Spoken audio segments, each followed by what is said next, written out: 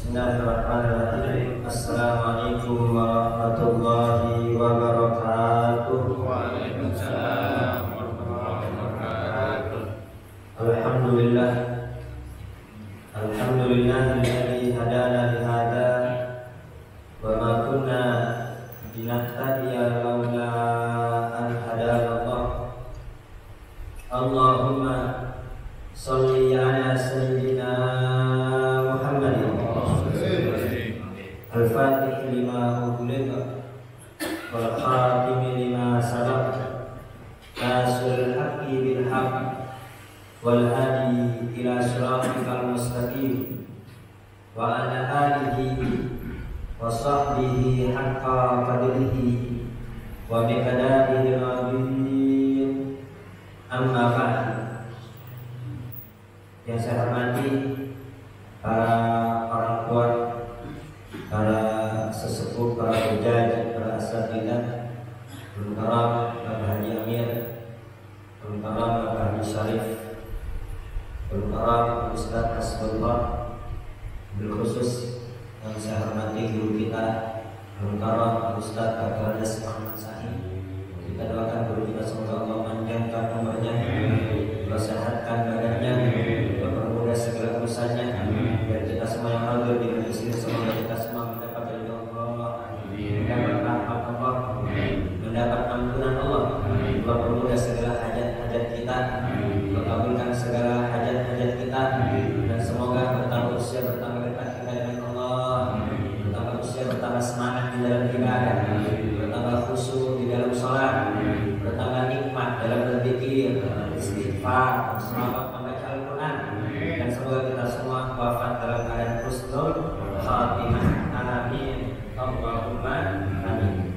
Baik, sebelum kita baca kitab Bulughul Maram, terlebih dahulu mari kita baca satu hadis daripada riwayat Sahih Bukhari. An Abi Hurairah radhiyallahu anhu, dari Abu Hurairah, semoga Allah meridai beliau, anna Rasulullah sallallahu alaihi wasallam qala, bahwasanya Nabi besar Muhammad sallallahu alaihi wasallam itu pernah bersabda, la hasada illa fitnataini, tidak boleh hasud melainkan dalam dua hal. Jadi dalam dua hal ini boleh. Selain dua hal ini maka hasud tidak boleh. Kenapa? Karena hasud itu maksiat pertama, yang mana Allah Subhanahu wa taala dimaksiati oleh makhluknya. Jadi maksiat pertama itu hasud. Itu iblis laknatullah. Ketika diperintah oleh Allah untuk sujud kepada Nabi Adam, apa kata iblis? Masa aku sujud kepada Nabi Adam? Ya, sedangkan engkau ya Allah khalaqtani min nar wa khalaqtahu min tin. Engkau ciptakan aku dari api, dan sedangkan Nabi Adam itu engkau ciptakan dari tanah. Api lebih mulia dibanding tanah. Ya. Jadi dia merasa hasut kepada Nabi Adam. Masa Adam yang baru muncul, kok tiba-tiba aku yang udah ibadah ribuan tahun disuruh sujud hormat kepada Nabi Adam? Tidak pantas. Jadi hasut itu maksiat pertama, yang mana Allah Subhanahu wa taala dimaksiati oleh makhluknya. Itu apa? Sifatnya iblis. Nah, tidak boleh hasud melainkan dalam dua perkara. Yang pertama, rajulun allamahullahu Quran. Yang pertama adalah kepada seseorang yang Allah ajarkan dia Al-Quran, bisa membaca Al-Quran, mengerti makna Quran, mengerti tafsir Quran. Fahuwa yatluhu ana al-lail wa ana an-nahar, dan kemudian dia baca Quran tersebut siang dan malam. Bukan hanya dibaca, akan tapi isinya diamalkan siang dan malam. Kemudian yang kedua, wa rajulun ataqallahu malan fahuwa yumlikuhu fil haq. Yang kedua, tidak boleh hasud melainkan kepada orang yang Allah berikan harta. Ada orang kaya raya, ada orang hartawan. Nah, kemudian hartanya tersebut dia infakkan di jalan Allah Subhanahu wa taala. Jadi kita tidak boleh hasud melainkan hanya kepada dua kelompok. Kelompok pertama dia kepada orang alim, orang yang mengerti Quran, mengerti makna Quran dan diamalkan. Dia ajarkan kepada manusia, diamalkan baik sehari sama setiap hari maksudnya. Kemudian yang kedua, hasud kepada orang kaya, yang mana dengan kekayaannya dia sedekahkan, dia infakkan hartanya tersebut di jalan Allah Subhanahu wa Ta'ala. Nah, baik, sebelum kita lanjutkan, kita harus ketahui dulu yang dimaksud hasud di sini. Jadi hasud di sini yang dimaksud adalah ghibthah. Ghibthah ini lal hasad madmu. Kalau ghibthah di sini ini bukan hasud yang tercela. Jadi hasud itu terbagi menjadi dua. Ada hasud yang tercela, ada hasud yang terpuji. Hasud yang tercela ialah iri kepada orang, iri kepada nikmat orang dan berharap nikmat tersebut hilang dari orang tersebut. Itu namanya hasud yang tercela. Jadi ada orang punya nikmat, ya, ada orang punya harta, ada orang punya jabatan, dia hasud. Dia berharap nikmat yang ada pada orang tersebut hilang, ya, hilang dari orang tersebut. Itu hasud namanya. Nah, sedangkan ghibthah, hasud yang terpuji, hasud yang dianjurkan ialah melihat ada orang alim atau melihat ada orang kaya, yang mana dia dermawan, orang alim mengamalkan ilmunya, manfaat untuk orang banyak. Dia kepengen mendapatkan kemuliaan yang Allah berikan kepada dia. Dia kepengen menjadi alim juga dan tanpa berharap nikmat ilmu hilang daripada orang tersebut. Itu namanya ghibthah. Ada orang kaya dermawan, dia ghibthah, dia kepengen, ya Allah, aku pengen ya Allah, kau berikan nikmat sebagaimana nikmat yang kau berikan kepada dia, agar aku juga bisa berbuat baik sebagaimana dia, tanpa berharap nikmat tersebut hilang daripada dia. Ini bisa dipahami apa tidak? Jelas ya? Jadi kalau ada hasud, ada ghibthah sebetulnya. Kalau hasud yang tercela, berharap nikmat pada orang itu hilang. Bahkan nih hasud yang paling parah, dia nggak berharap nikmat yang ada pada orang tersebut. Yang penting hilang aja tuh nikmat ini. Bayangin, ya, ada orang punya apa? Punya rumah baru. Ya, ada orang punya rumah baru, dia hasud. Dia nggak pengen tuh rumah mudah-mudahan hilang, kejual. Dan dia nggak berharap dia juga punya rumah besar seperti dia kan. Ini hasud yang lebih parah lagi. Ya. Ada orang pengen dapat nikmat yang ada pada dia, akan tapi pengen nikmatnya ini hilang. Yang penting dia doanya nikmat. Ini hasudnya jelek. Tapi yang lebih jelek lagi, gua nggak dapat apa-apa. Yang penting dia jangan dapat. Wah, ya, ini lebih parah lah, lebih parah. Nah, jadi la rukhsata fil hasad. Tidak ada rukhsah di dalam hasud. Jadi hasud itu tercela, hasud itu mendatangkan dosa kecuali dalam dua hal. Yang pertama, kepada orang yang Allah berikan ilmu, yang mana ilmunya bermanfaat, diamalkan siang dan malam. Adapun kepada orang yang berilmu tapi tidak diamalkan, orang berilmu akan tapi tidak bermanfaat, ya nggak perlu dihasuti. Nggak perlu digitohin, nggak perlu dikepengenin. Ya, jadi yang perlu kita pengenin apa? Ada orang berilmu, dia amalkan ilmunya, manfaat ilmunya, takut kepada Allah, itu yang harus kita pengenin. Kalau ada orang alim, orang pintar, akan tapi keberita, ya nggak perlu kita pengenin, nggak perlu kita gitoh.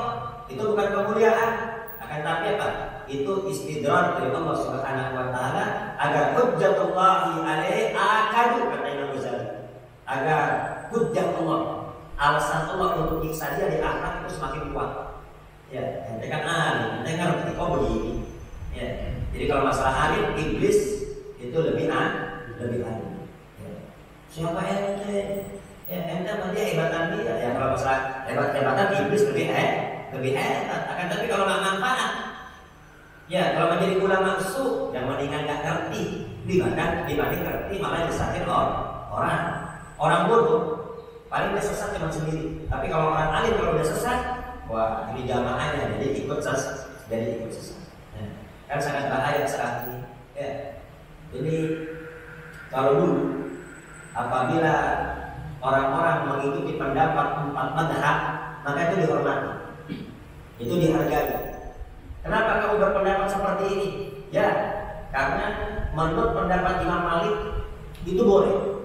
Ya, itu dihargai karena ikut pendapat salah satu imam mazhab. Terlebih lagi kalau pendapat tersebut disepakati oleh 4 imam mazhab, itu lebih dihormati lagi. Kenapa kau berpendapat seperti ini? Ya dikarenakan Imam Abu Hanifah, Imam Malik, Imam Syafi'i, Imam Ahmad bin Hanbal berpendapat demikian, maka aku menjalankan seperti itu. Nah, itu lebih dihargai lah. Akan tetapi ini kita hidup di zaman sekarang ini aneh. Ya, orang yang ikut pendapat 4 mazhab dibilang apa? Dibilang kurang ilmu, dibilang kurang baca, dibilang apa? Islam garis keras, dibilang apa? Dibilang radikal, dibilang apa? Dibilang tidak toleransi. Ya, ini baru-baru ini. Ya, itu ulama yang berpendapat haram mengucapkan selamat Natal, ini dituduh dengan apa? Oh, kurang baca, kurang ilmu, tidak toleransi, kurang wawasan, kaku, jumud dan SPK. Padahal itu pendapat 4 mazhab. Sejak kapan orang yang ikuti pendapat 4 mazhab kemudian dituduh kurang ilmu dan seterusnya dan seterusnya? Jadi hati-hati ya. Ini zaman udah akhir, udah banyak yang kacau. Jadi kita tetap berpegang teguh dengan pendapat-pendapat yang kuat, jangan mengikuti pendapat-pendapat yang sah, ya, jangan mengikuti ulama-ulama yang aneh-aneh, apalagi sampai berbohong. Ini kebanyakan ulama membolehkan Natal. Kebanyakan ulama di mana? Ulama yang mana? 4 mazhab itu melarang. Bahkan Imam Nawawi, Imam Ibnu Hajar Al-Haytami, ya, itu semua melarang. Kok tiba-tiba dia mengatakan kebanyakan ulama itu ulama yang mana? Sebutkan ulamanya, sebutkan kitabnya. Jadi hati-hati. Ya. Jadi kalau ada orang alim akan tapi ilmunya tidak bermanfaat, ya, atau ilmu yang menyesatkan, maka ini tidak perlu digibtohi. Yang perlu digibtohi adalah ilmu yang manfaat. Yang kedua, ada orang kaya tapi pelit. Orang kaya tapi pelit, tidak perlu kita gibtohi. Ya, karena kalau masalah kaya itu Qarun lebih kaya. Masalah kaya maka Fir'aun lebih kaya. Kalau kaya itu hebat maka berarti Fir'aun dan Qarun lebih hebat. Jadi kalau kaya tapi tidak dermawan, nggak perlu kita pakai ini. Kenapa? Kasihan dia. Seharusnya kita doain. Kasihan dia. Kalau terus-menerus pelit, terus-menerus itu hartanya disimpan, maka nanti akan membuat dia celaka nanti di yaumil hisab. Na'udzubillah, tsumma na'udzubillah. Ya, jadi yang perlu kita gibtohi bagaimana orang kaya yang dermawan. Itu kata Nabi Muhammad SAW. Ini manusia terkadang berkata mali, ini hartaku, ini asetku, tabunganku sekian. Kemudian deposito aku sekian, simpanan aku sekian, rumah aku sekian, kendaraan aku sekian, tanah aku sekian. Ini manusia terkadang berbicara hartaku, padahal kata Nabi, harta dia yang sebenarnya adalah harta yang dia makan. Sesuatu yang dia makan, udah dimakan masuk ke mulut, kemudian keluar dari jadi kotoran, itu harta dia. Adapun yang baru masuk ke mulut, ya, itu belum tentu hartanya, belum tentu rezeki dia. Bisa jadi habis masuk mulut tiba-tiba muntah dia, berarti bukan rezeki dia, bukan harta dia. Jadi harta dia, rezeki dia yang dia makan kemudian jadi kotor. Apalagi baru di lemari, apalagi yang di meja, belum tentu rezeki kita. Bisa jadi di gondol kucing, betul? Kalau udah masuk mulut baru rezeki kita. Kalau baru di meja, di lemari itu belum tentu rezeki. Jadi kata Nabi, rezeki manusia, harta manusia yang sebenarnya yang dia makan sampai jadi kotoran itu rezekinya. Kalau belum dimakan, baru diambil, bisa jadi jatuh. Kalau udah jatuh, rezekinya kucing. Ya. Kemudian yang kedua, itu manusia sering bilang hartaku, padahal harta dia yang sebenarnya adalah sesuatu yang dipakai.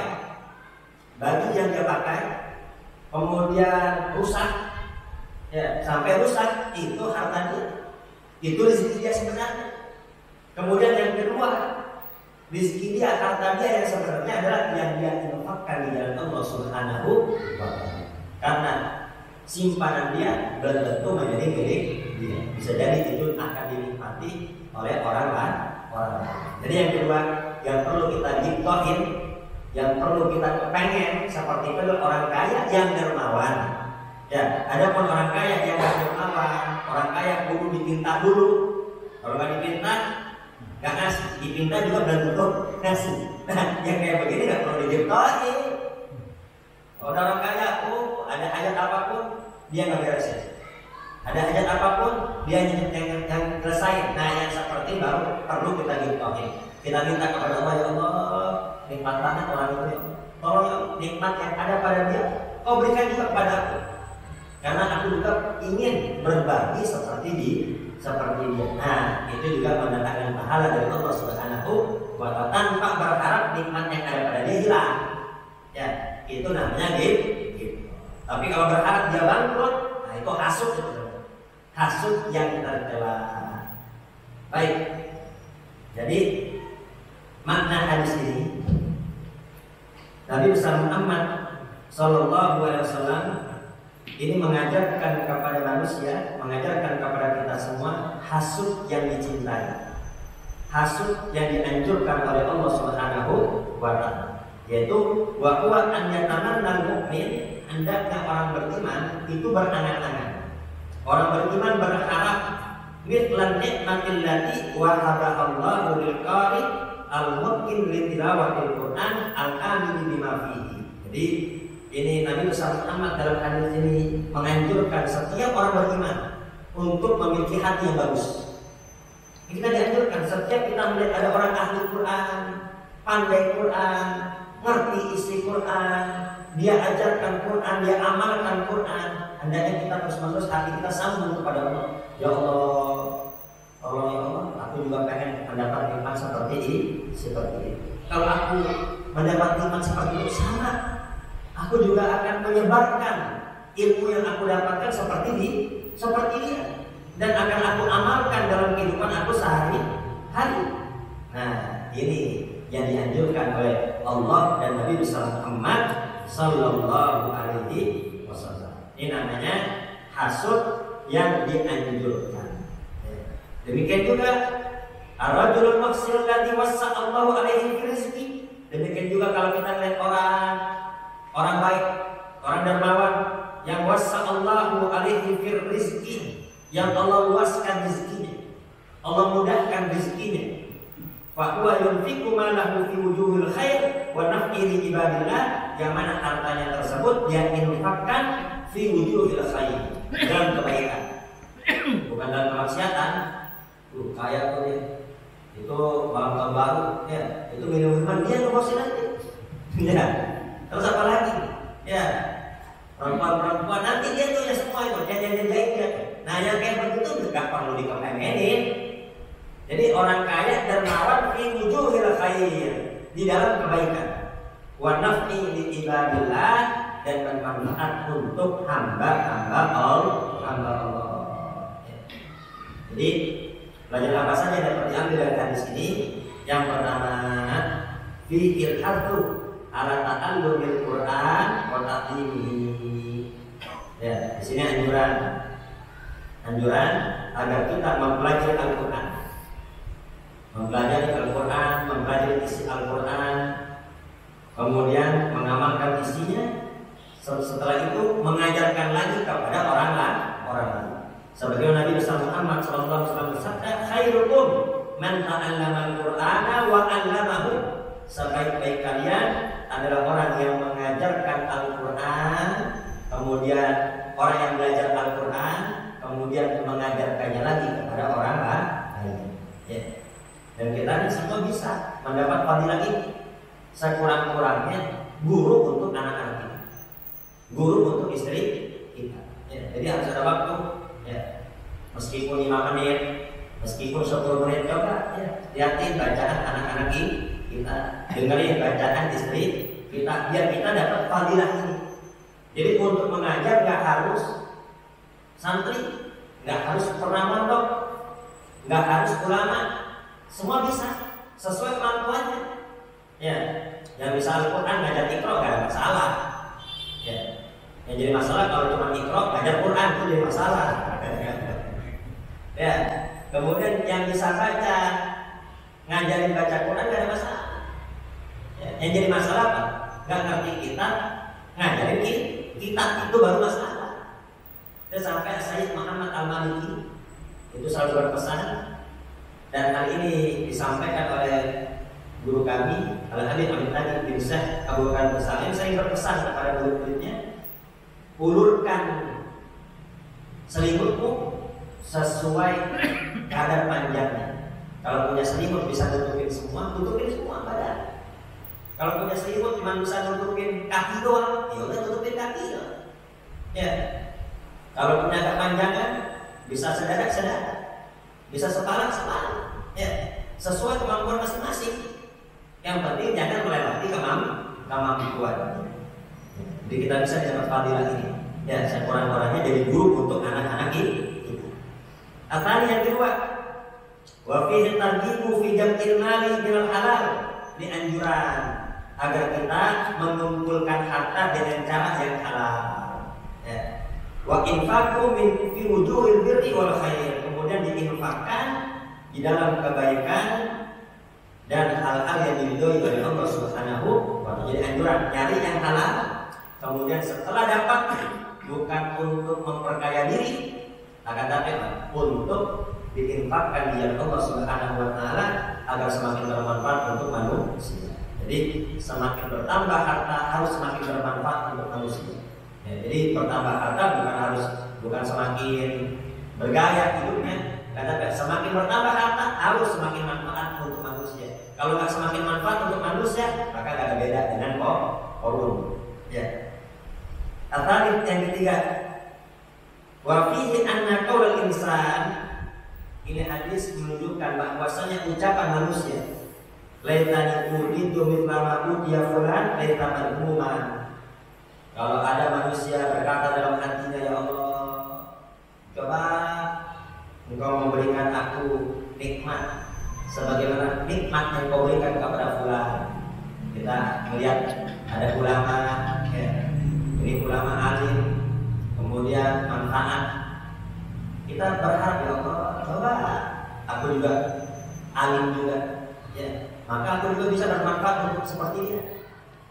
Atau kita melihat ada orang kaya, dermawan, bangun masjid, bangun pesantren, kemudian ada anak-anak yang putus sekolah disekolahin, putus mondok dimondokin, gak bisa berkitab dibeliin kitab.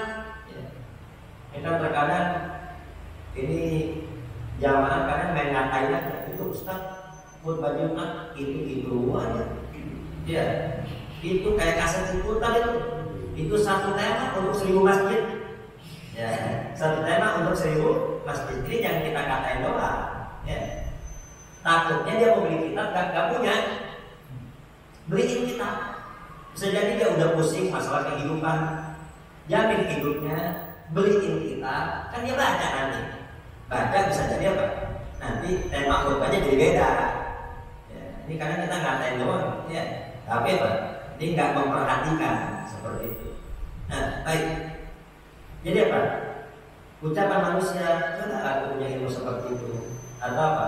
Coba aku punya harta, niscaya aku juga bisa berinfak seperti dia. Nah, ini adalah minar raja'il hasan. Ini harapan yang bagus.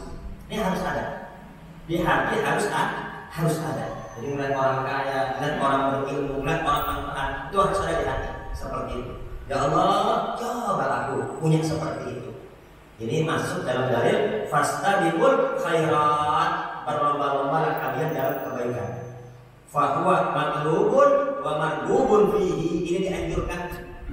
Ini hal ini dianjurkan. Maka nanti itu disebutkan dalam kitab Jawahirul Hidayah, nanti di hari kiamat ada seseorang yang mendapatkan catatan amal.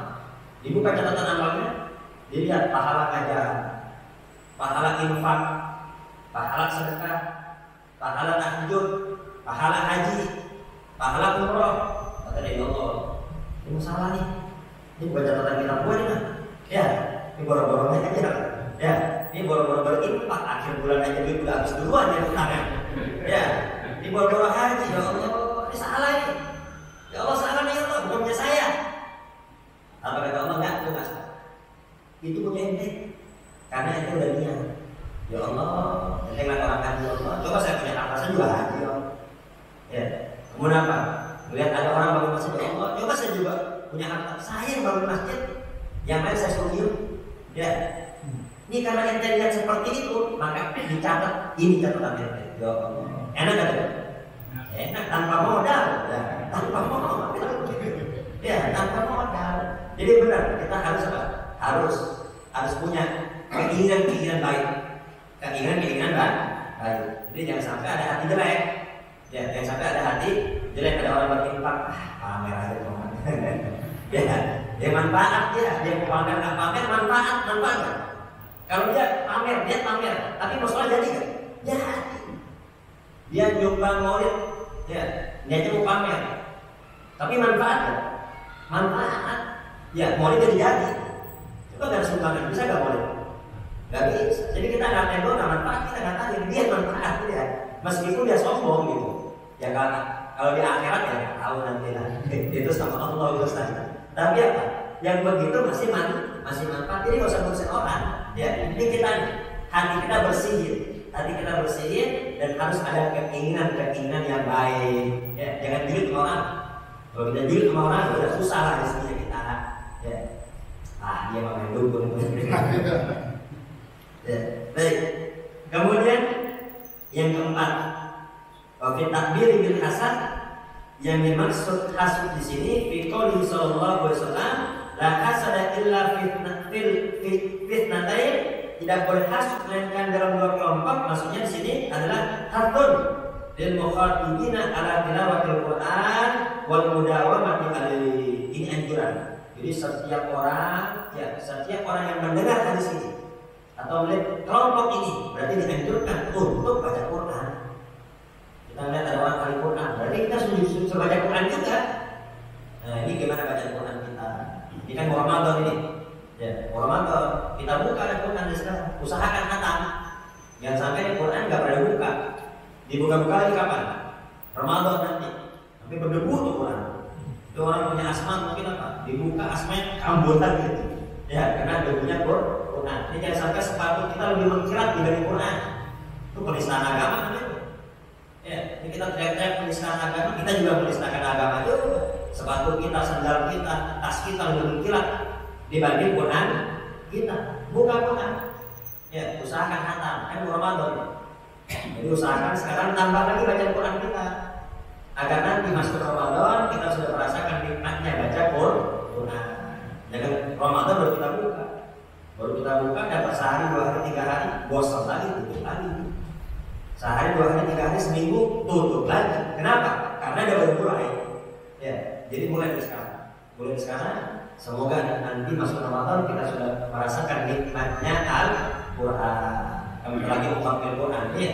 Kita lagi menghafal Quran. Siapkan diri kita, ya, berbanyak untuk membaca Quran. Jadi hadis ini anjuran agar kita membaca Quran dan senantiasa dawam istiqomah membaca. Khairul amal maqalla wa in khairul amal madama wa in qalla. Sebaik-baiknya amal adalah yang istiqomah meskipun sedikit. Ya, meskipun baca 5 lembar, setengah juz sehari, tapi istiqomah itu lebih bagus dibanding 5 juz. Tapi apa? Sehari baca, 2 minggu lagi baru baca. Nanti baca sehari berapa? Cuma 5 lembar. Ada dong 5 juz. Ya, 5 juz baca. Tapi kapan bacanya? Sebulan sekali lah. Ini juga. Jadi sebagai amal madana berkembang yang bisa istiqomah meskipun sedikit. Jadi sesuai kemampuan kita. Ini kita mampu berapa lembar? 5 lembar berarti setengah juz. Ya, 10 lembar berarti 1 juz. Sesuai kemampuan kita masing-masing. Yang kuat 2 juz, yang kuat 1 juz, yang kuat setengah juz. Yang cuma 3 lembar doang baca meskipun hanya 3 lembar, kemampuan 2 lembar, baca meskipun 2 lembar, jangan sampai nggak baca sama sekali. Jadi kita harus ada nih, ada takaran istiqomah kita. Maksudnya apa? Baik kita sibuk maupun tidak sibuk, itu jangan sampai kita tinggal. Sehat nggak sehat, jangan sampai kita tinggal. Kita punya berapa? Oh saya keluarnya 5 lembar, ya udah tuh 5 lembar.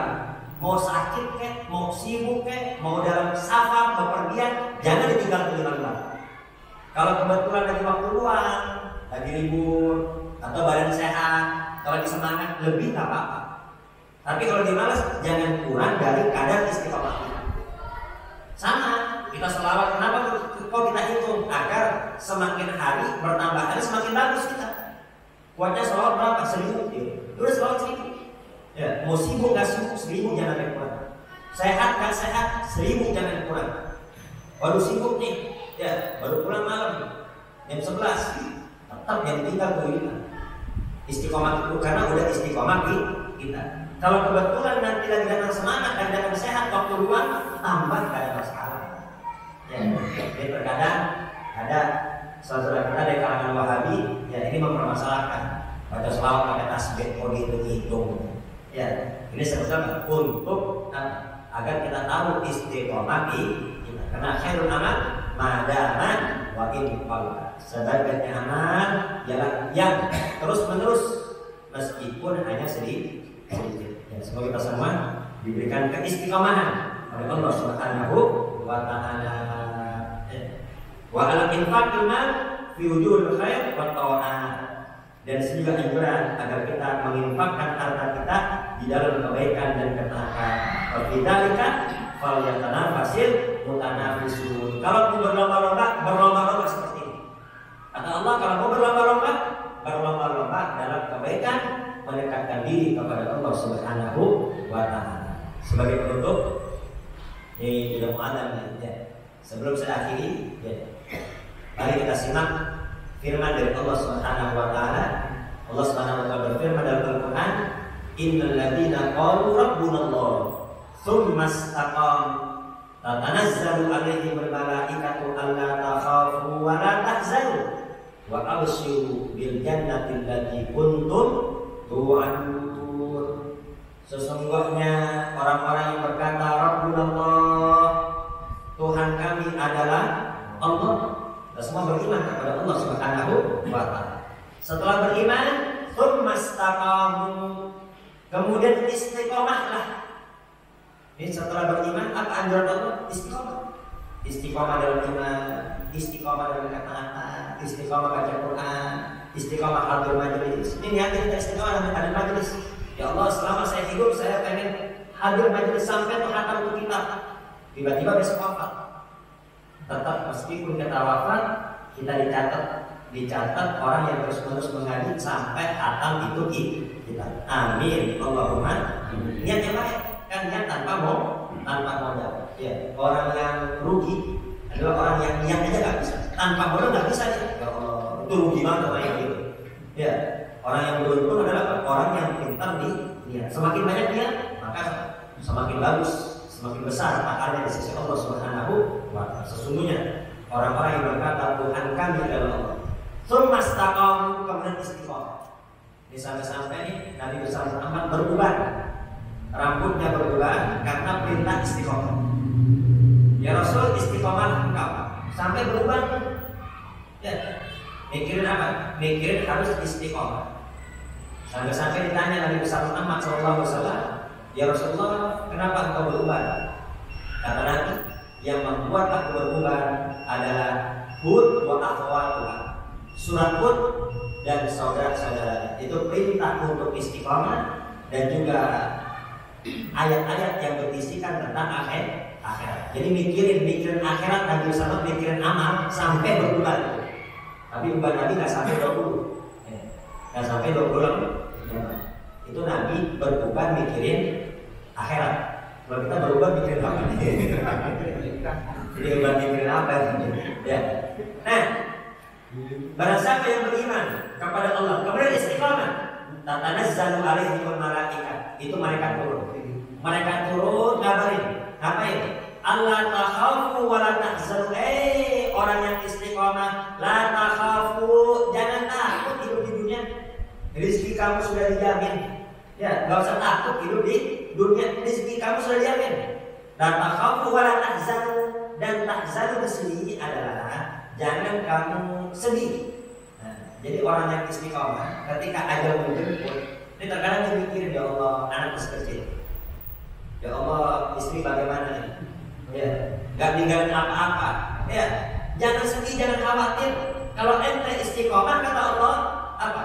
Itu anak, itu istri, semua akan dijamin oleh Allah Subhanahu wa Ta'ala. Jadi jangan merasa kita nih, oh kita yang ngasih rezeki, jangan merasa kita ngasih rezeki. Ya, justru banyak orang yang hidupnya nikmat pas bapaknya meninggal. Jangan sampai. Ya, jadi apa? Jangan khawatir, istiqomah yang penting. Anak istri jangan khawatir, dijamin sama Allah. Wa abshiru bil jannati allati kuntum tu'adun, dan kabar gembira surga tempat tinggal ente. Jadi orang yang istiqomah mati nggak penasaran. Ya, mati nggak penasaran, udah ngambil istri anaknya dia, udah dijamin sama Allah, dan ada surga sebagai tempat tinggal. Wallahu a'lam bishawab. Al-Fatihah.